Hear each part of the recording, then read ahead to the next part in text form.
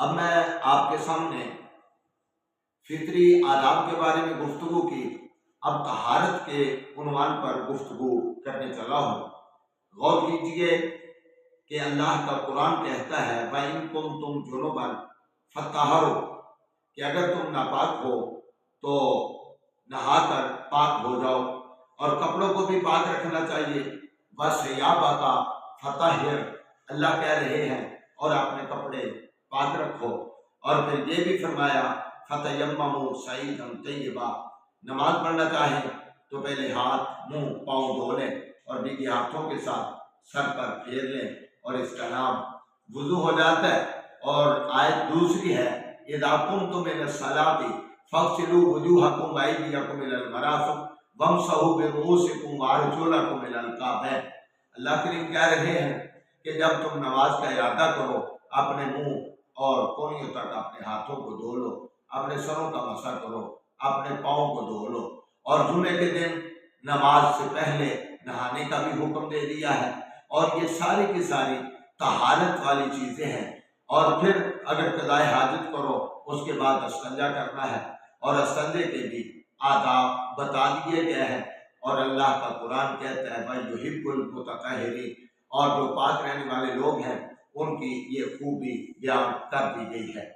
آپ صلی اللہ علیہ وسلم نے فرمایا اگر کوئی شخص سو کر اٹھے اور جب تک وہ 3 بار ہاتھ نہ دھو لے، اس کو پانی کے برتن اس کو چاہیے کہ وہ پانی کے برتن میں ہاتھ نہ ڈالے، اور کیونکہ اسے پتہ نہیں ہے کہ جب وہ سویا تھا اس کے ہاتھوں نے کہاں کہاں رات گزاری ہے۔ تو دوسری حدیث نبی علیہ السلام نے فرمایا دانتوں کی بھی صفائی رکھنی چاہیے، انسان کئی بیماریوں سے بچ جاتا ہے۔ نبی علیہ السلام نے فرمایا السواک مطہرۃ للفم ومرضاۃ للرب، مسواک کے ساتھ اللہ کی رضامندی حاصل ہوتی ہے، اور اس کے ساتھ منہ کی طہارت اور صفائی ہو جاتی ہے۔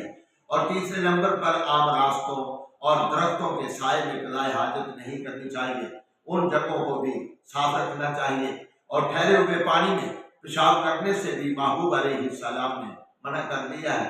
عام طور پر بے ضرورت کھڑے ہو کر پیشاب کرنے سے بھی منع کیا، اور پھر فرمایا پیشاب نرم زمین پر کرنا چاہیے تاکہ اس کے چھینٹے جو ہے وہ انسان پر نہ پڑ جائیں۔ اور یہ بھی بتایا کہ غسل خانے کی زمین میں پیشاب نہیں کرنا چاہیے۔ بول و براز کے بعد استنجا کرنا ڈیلے کے ساتھ یا پانی کے ساتھ صفائی کر لینی چاہیے۔ اور طہارت پانی کے علاوہ مٹی سے بھی ہاتھوں کو دھونا چاہیے، جس کو مسح کہا جاتا ہے۔ اور اس کے بعد ہفتہ کے ایک روز ہر مسلمان پر غسل کرنا، کپڑے بدلنا، عطر لگانا، تیل لگانا، یہ بہت اچھی چیزیں ہیں۔ اور جمعے کے دن بھی خاص طور پر صاف ستھرا ہو کر جمعے کی نماز ادا کرنے کے لیے جانا چاہیے۔ تو اللہ مجھے اور آپ سب کو یہ طہارت کو اپنانے کی توفیق عطا فرمائے۔ وآخر دعوانا ان الحمد للہ رب العالمین۔